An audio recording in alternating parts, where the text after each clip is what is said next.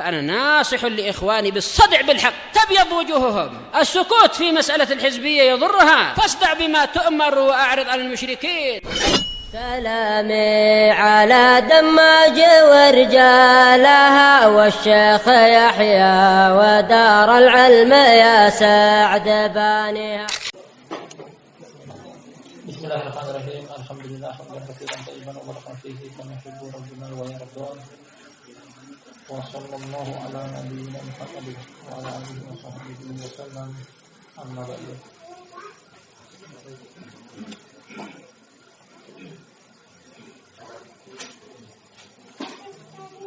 Kajian lanjutan dari kitab Fathul Mughni dari Syekh Muhammad bin Abdullah Al-Zaid rahimahullah.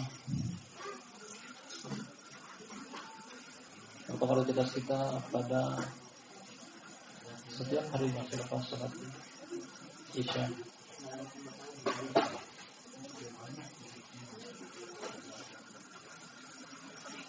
Kemudian materi yang tengah kita kaji adalah poin ke-8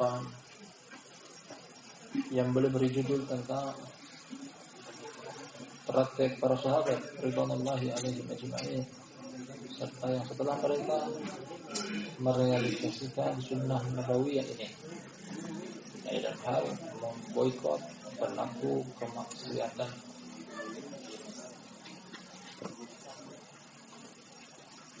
Ya, boleh sebutkan bahwa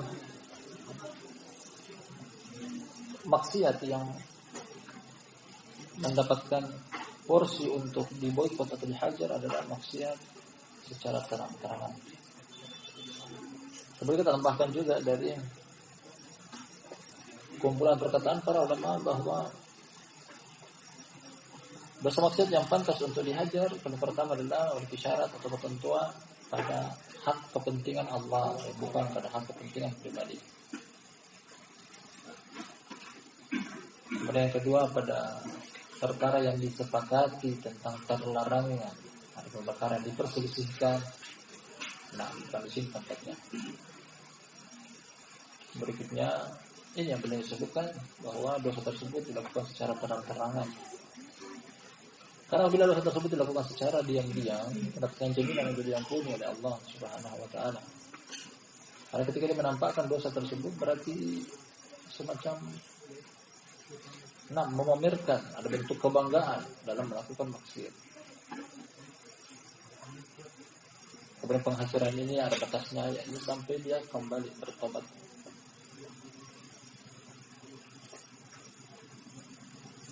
Satu contoh telah kita ambil di antara sekian banyak contoh, kisah tentang Umar bin Khattab radhiyallahu anhu menghajar Ziyad bin Khudair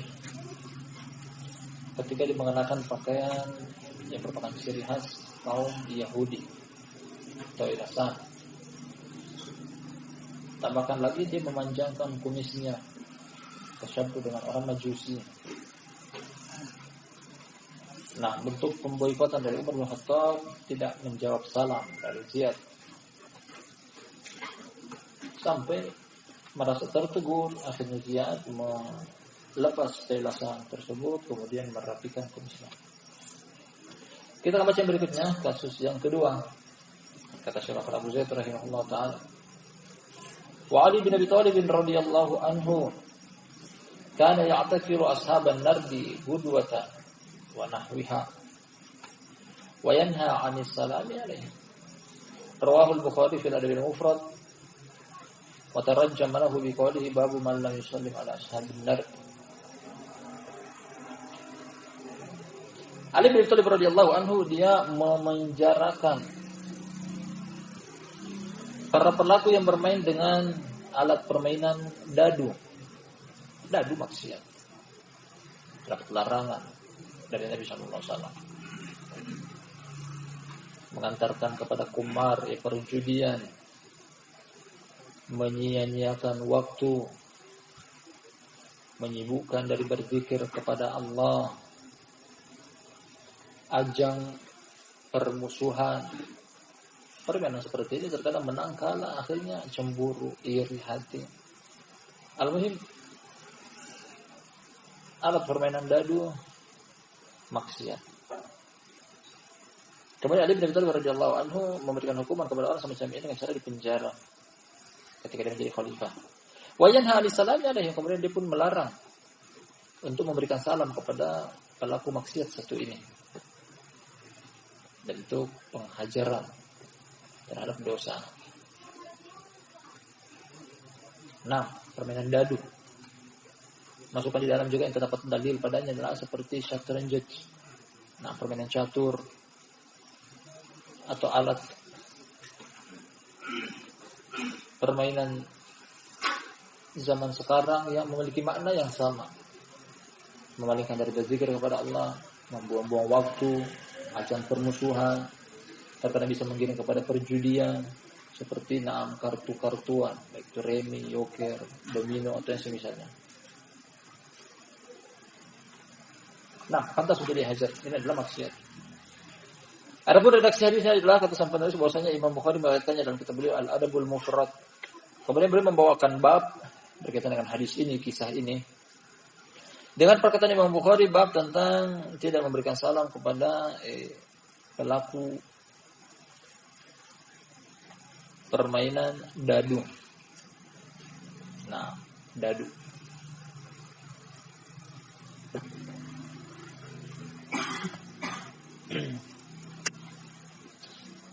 Dadu ma'ruf, semua kita tahu, berbentuk kubus 6 sisi, memiliki angka 1 dari 6, dijadikan sebagai bahan permainan undian. Angka mana yang keluar di tangan mana, berarti dia yang menang.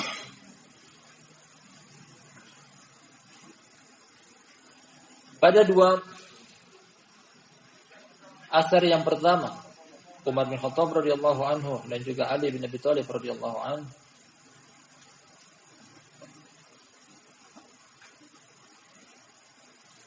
sisi pendalilan berkaitan dengan kajian yang materi yang sedang kita kaji adalah kalau pelaku maksiat pantas untuk dihajar, sedangkan dosa bid'ah lebih besar, lebih tinggi derajatnya. Nah, dari sisi kesalahan dan kekeliruan di sisi Allah Subhanahu wa taala, kalau dosa maksiat saja dihajar, oleh karena itu kebid'ahan pun lebih pantas untuk dihajar.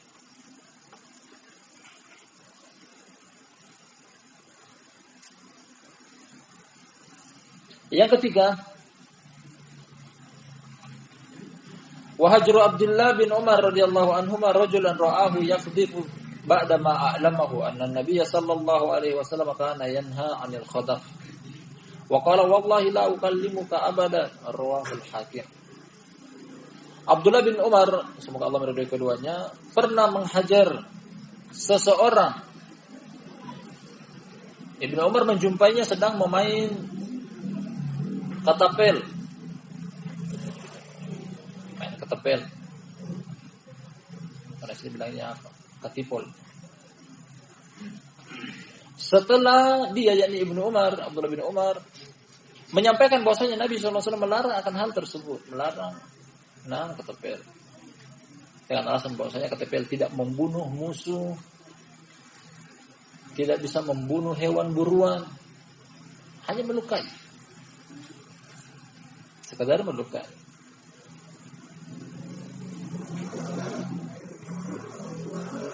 Oleh karena itu beliau melarang katapel tersebut. Tidak bisa digunakan untuk berperang, tidak bisa digunakan untuk berburu.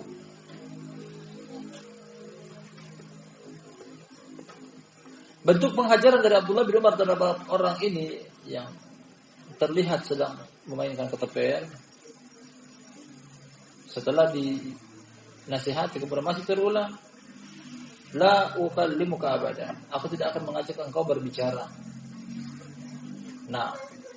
Tidak diajak berbicara. Redaksi hadisnya riwayat Imam Hakim dalam Mustadrak dan hadisnya sahih. Maka akan datang pada riwayat yang setelahnya dari Sahihain, namun dari sahabat yang berbeda. Memain kartapel adalah maksiat. Ketika terlihat dari seseorang, pantas untuk dihajar. Apalagi keterangan tambahan dari penulis bahwasanya Umar bin Khattab, maksud kami Abdullah bin Umar bin Khattab pernah memberitahukan sebelumnya, sebelum dia sampai pada tingkatan menghajar, ditinggalkan untuk berbicara. Ternyata masih terulang maksiat tersebut. La ukallimuka abadan. Aku tidak akan berbicara dengan engkau selama-lamanya. Ya, selama masih terlihat engkau memain ketapel tersebut. Yang berikutnya,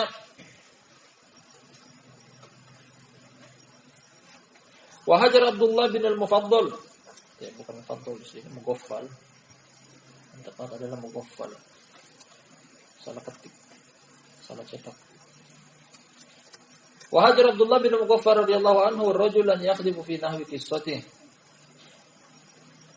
Abdullah bin Mughaffal semoga Allah meridainya juga menghajar seseorang yang terlihat dia juga memainkan ketapel. Pada satu kisah.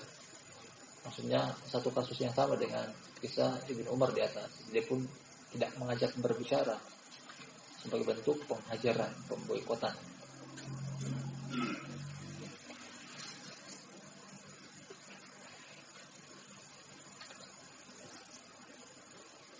Dari dua kisah ini,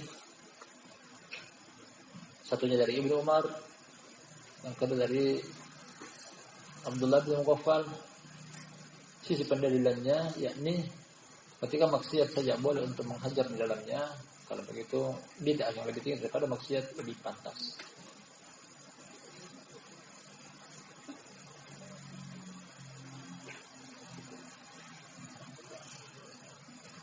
Kata beliau berikutnya, wa hajar syekhun min ashabi Rasulillah sallallahu alaihi wasallam fatan kana yakhdhif, rawahu ad-Darimi.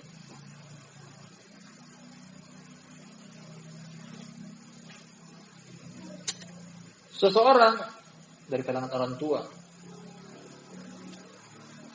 dari sebagian sahabat Rasulullah sallallahu alaihi wasallam juga pernah menghajar seorang pemuda pada kasus yang sama tadi, dua kasus sebelumnya.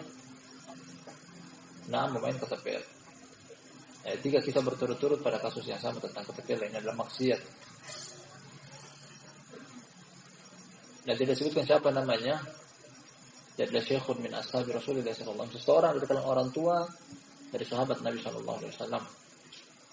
Menguatkan kepada kita bahwasanya ada dari tiga sahabat yang berbeda menghajar pada satu kasus yang sama, permainan ketapel. Dan ini adalah terlarang dalam hadis. Bahwasanya alasannya tidak membunuh musuh, tidak bisa menangkap hewan perburuan, hanya mencederai.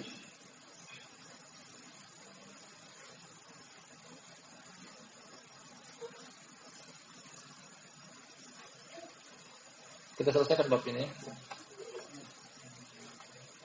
Kata beliau berikutnya Syekh Bakar Abu Zaid rahimahullahu taala, wa Ubadah bin Samit radhiyallahu anhu hajara Muawiyah radhiyallahu anhu fi mukhalafatihi lahu fi mas'alati ribawiyah. Kita artikan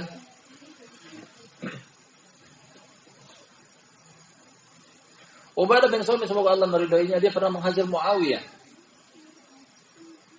Muawiyah dihajar oleh Ubadah bin Samit. Ketika Muawiyah menyelisihi dalam satu permasalahan tentang ribawiyah, tukar menukar hasil kebun kurma. Ya ada syarat di dalamnya, maksudnya ya dan biadi.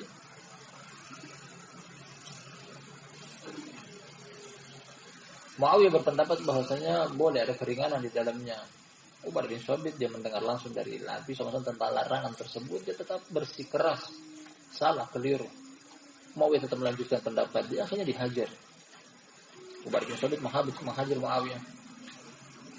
Waqala Ubadah berkata, "Wa haditsuka an Rasulillah sallallahu alaihi wasallam wa tuhadditsuni an ra'yik la in akhrajani Allahu la usakinuka bi ardin laka alayya fiha imrah."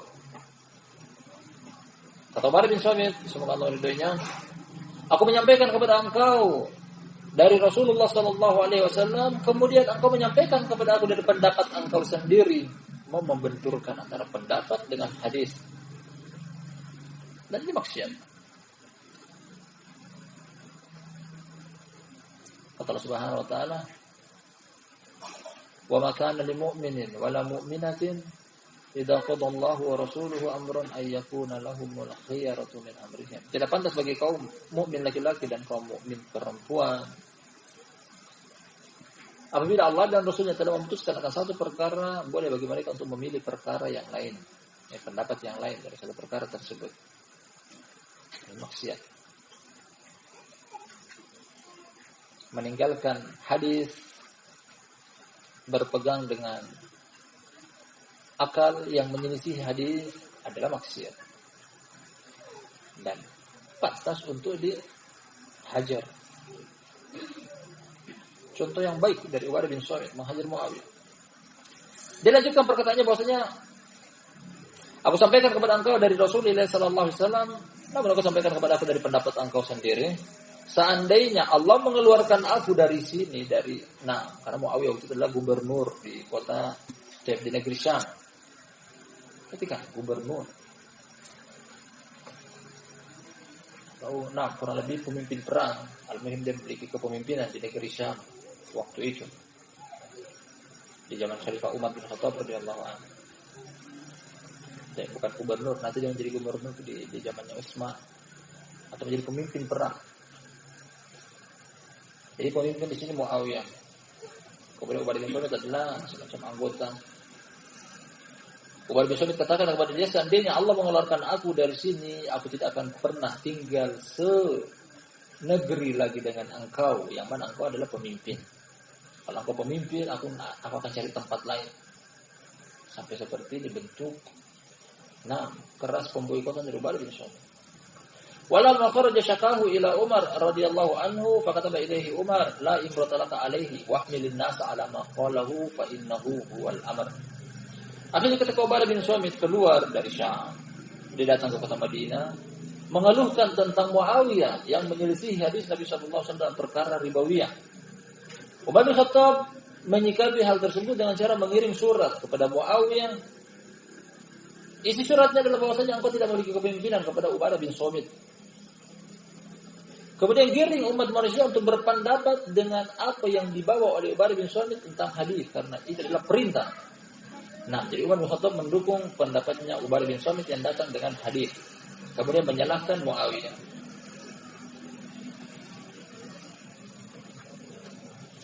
Menunjukkan bahwasanya perbuatan Ubadah bin Samit adalah perbuatan yang hak di atas kebenaran dan didukung oleh sang khalifah Umar bin Khattab radhiyallahu anhu ajma'in. Dari sini kita ambil pelajaran juga bahwasanya Umar bin Khattab langsung menyikapi kesalahan dan kekeliruan dan tidak didiamkan. Kalau didiamkan, barakallahu fiikum, ini perkara yang besar. Yang sampai Ubadah bin Samit mencari pendukung, Muawiyah bin Abi Sufyan mencari pendukung, akhirnya bertikailah dua kaum muslimin. Hanya adalah permasalahan yang sebenarnya masih bisa diselesaikan dengan segera. Seperti dalam menyelesaikan permasalahan, tidak didiamkan. Apalagi dilaporkan kepada pihak yang memang memiliki wewenang akan hal tersebut. Umar bin Khattab adalah khalifah. Ketika mencium satu permasalahan yang bisa menimbulkan perpecahan di antara kaum muslimin, segera antisipasi. Segera cari jalan keluar dan jangan didiamkan. Rawahu Ibnu Majah, hadisnya riwayat Imam Ibnu Majah, dan sahih. Jadi kata Syekh Albani rahmatullahi alaihi tentang kasus pemboikotan Ubadah bin Samit kepada Muawiyah radhiyallahu anhu. Sisi pendalilannya di sini, ketika maksiat dalam perkara ribawiyah pantas untuk dihajar, kalau begitu yang lebih besar daripada itu semisal kebid'ahan, lebih pantas untuk dihajar atau diboikot. Kemudian perhatikan tentang perbuatan Ubadah bin Samit patut dicontoh. Tak pandang bulu ketika yang salah adalah mungkin lebih mulia daripada kita. Muawiyah pemimpin perang. Kemudian memiliki kedekatan dengan Rasulullah sallallahu alaihi wasallam, bahwasanya Muawiyah adalah ipar Nabi sallallahu alaihi wasallam. Dan Muawiyah bersaudara atau saudari Muawiyah adalah istri Nabi sallallahu alaihi wasallam. Ummu Habibah radhiyallahu binti Abi Sufyan, saudari Muawiyah bin Abi Sufyan. Teringat kita akan hadis Abu Sa'id Al-Khudri radhiyallahu anhu dalam riwayat Imam Ahmad dia mengatakan, kata Rasulullah sallallahu alaihi wasallam, la yamna'anna ahadukum haibatun nas ay yaqula fi haqqin idza ra'ahu aw sami'ahu aw syahidahu. Yang artinya kata Rasulullah sallallahu alaihi wasallam, hadis dari Abu Sa'id Al-Khudri riwayat Imam Ahmad, janganlah sekali-kali menghalangi kalian akan kewibawaan seseorang dari al-haq yang kalian lihat, kalian dengar, kalian saksikan. Sebesar apapun dia, kalau dia salah, lantangkan suara engkau, maka katakan, wahai fulan, engkau salah. Kau menyelisih dalil, kembali kepada kebenaran. Tak peduli apa yang akan terjadi setelah itu. Karena ketika engkau berada di atas al-haq meskipun seorang diri, wallahi Allah pasti akan membela engkau. Terkadang hal semacam ini yang dikhawatirkan. Kalau aku tegur dia, aku dimusuhi. Karena mungkin dia lebih tua umurnya, lebih tinggi derajatnya, memiliki wewenang, kewibawaan. Aduh, kalau aku tegur dia, nah akan terjadi sesuatu di balik itu. Setelah menyampaikan hadis tersebut, Abu Sa'id Al-Khudri radhiyallahu anhu kemudian dia mengucurkan air mata sambil mengatakan bahwasanya wallahi berapa banyak kemungkaran yang kita lihat di hadapan mata kita karena orang tersebut memiliki kewibawaan, kita tak sanggup untuk mengucapkan dengan lisan kita, wahai fulan engkau salah. Dia menangis.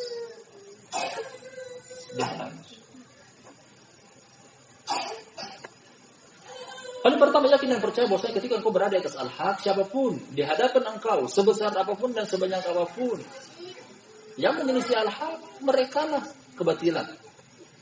Engkau di atas al-haq. Kemudian yakin dan percaya bahwasanya al-haq selalu ditolong oleh Allah Subhanahu wa taala. Tak peduli dia sebagai seorang diri.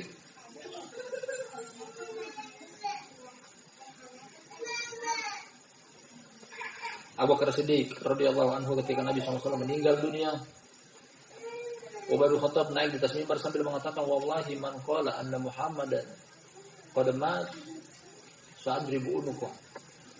Umar bin Khattab naik ke atas mimbar di hari Nabi SAW meninggal dunia sambil mengatakan, demi Allah siapa yang berani mengatakan Muhammad SAW telah meninggal, aku akan penggal lehernya. Tahu sendiri Umar. Tak seorang pun di antara sahabat yang berani menyelisih hal tersebut. Abu Bakar naik ke atas mimbar sambil memerintahkan, wahai Umar ijlis, wahai Umar duduk. Dia tak mau. Pedang terhunus di tangannya dia.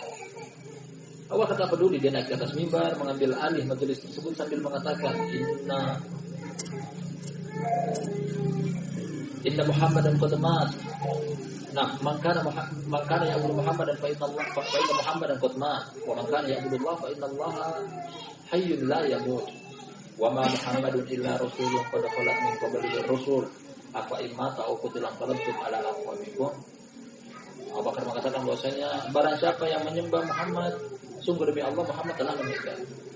Namun barang siapa menyembah Allah, Allah adalah zat yang maha hidup, tidak akan pernah mati.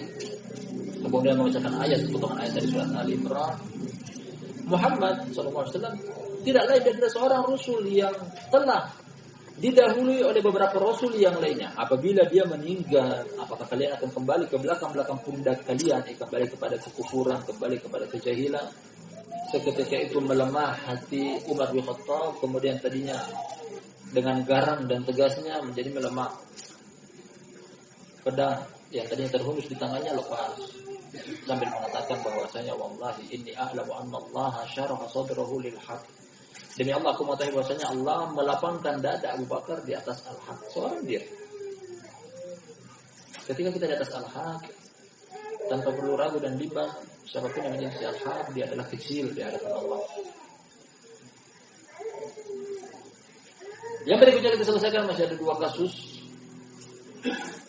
Kata Syekh Bakar Abu Zaid rahimahullah ta'ala, wa nahwu hadhihi riwayah waqa'at li Abi Darda ma'a Muawiyah radhiyallahu anhuma rawaha Malik wa Syafi'i. Yang semisal dengan riwayat ini, pengingkaran dari Abu Bakar bin Sa'id terhadap Muawiyah terjadi juga pada Abu Darda. Dia mengingkari Muawiyah, semoga Allah meridhai keduanya. Bahkan datang di beberapa sahabat yang lainnya, termasuk Abu Sa'id Al-Khudri mengingkari Muawiyah. Nah, atau sebagian khalifah Bani Umayyah, sebagai mereka ketika keluar untuk melaksanakan sholat Id, mereka mengeluarkan mimbar di musholla. Kemudian pada sebagian kasus juga Muawiyah mewajibkan untuk mengeluarkan zakat 2 sok per satu kepala kaum muslimin. Di zaman Nabi SAW 1 sok, dia menambahkan 2 sok. Dengan alasan bahwasanya sekarang, dahulu zaman Nabi SAW ekonomi masih susah. Adapun zaman sekarang ekonomi kaum muslimin sudah meningkat, aku tambahkan menjadi 2 sok. Muawiyah mengatakan, Abu Sa'id Al-Khudri mengatakan bahwasanya wallahi aku tidak akan pernah mengeluarkan kecuali apa yang aku keluarkan di zaman Nabi SAW. Al-muhim, hal-hal semacam ini datang dari beberapa orang sahabat. Dan juga dari Ibnu Umar, dia mengingkari Muawiyah dalam beberapa kasus. Kemudian perhatikan bahwasanya bukan cuma sekedar pengingkaran, bahkan terjadi penghajaran, pemboikotan. Ketika maksiat tersebut tidak berubah, masih terus dijalankan, boikot juga terus dilaksanakan. Yang terakhir kata penulis, wa hajara Abdullah bin Mas'ud radhiyallahu anhu rajulan ra'ahu yadhhak fi janazatin. Faqala wallahi la ukallimuka abadan, rawahu Ahmad fi Sunan. Datang juga dari penghajaran Abdullah bin Mas'ud, semoga Allah meridainya, kepada seseorang yang dia melihat tertawa, terkhususnya terbahak-bahak pada penyelenggaraan jenazah. Lagi berkabung. Kemudian hendaknya mengambil pelajaran di situ bahwasanya sekarang hari ini orang ini yang mati, besok mungkin kita. Sementara penyelenggaraan jenazah dia tertawa. Nanti orang ini tidak mengambil pelajaran, tidak merasa ikut berduka dengan saudaranya yang mungkin kehilangan orang-orang yang mereka cintai. Ibnu Mas'ud bentuk penghajaran dari dia mengatakan bahwa wallahi la ukallimuka abadan, demi Allah aku tidak akan berbincang-bincang dengan engkau selama-lamanya. Tidak diketahui bahwasanya ini teguran yang kedua kali atau ketiga kali. Al-muhim 1 kali, kalau itu adalah maksiat yang besar. Tidak mengapa. Hukumnya boleh. Dan kita simpulkan dari apa yang sang penulis bawakan kepada kita tentang praktek para sahabat 7 atau 8 kasus, dimulai dari kasusnya Umar bin Khattab memboikot Ziyad bin Hudair ketika dia mengenakan toilasan dan memanjangkan kumisnya. Ali bin Abi Thalib dia menghajar para pelaku kemaksiatan berupa permainan dadu. Abdullah bin Umar, kemudian disusul dengan Abdullah bin Mughaffal dan seseorang dari sahabat Rasulullah SAW memboikot pada satu kasus yang sama, permainan ketapel. Ubadah bin Samit dan juga Abu Darda memboikot seseorang yang sama, yakni Muawiyah, pada beberapa permasalahan yang menyelisihi hadis Nabi SAW. Kemudian terakhir adalah Abdullah bin Mas'ud memboikot seseorang yang tertawa ketika penyelenggaraan jenazah. Kaidah penyelenggaraan jenazah adalah hendaknya sunyi, senyap. Kemudian mengambil pelajaran bahwasanya mungkin hari ini mereka yang meninggal, esok hari bisa jadi kita. Dan sengaja memboikot orang yang tertawa ketika penyelenggaraan jenazah. Wallahu ta'ala alam bissawab. Mungkin cukup kita ambil pada pertemuan kita di sore hari ini. Lebih yang kurang yang mohon dimaafkan. Berkaitan dengan al-ijma, landasan hukum yang ketiga kita akan ambil pada lain kesempatan. Wallahu a'lam bissawab. Kita tutup. Subhanallahumma wa bihamdik, asyhadu an la ilaha illa anta, astaghfiruka wa atubu ilaik.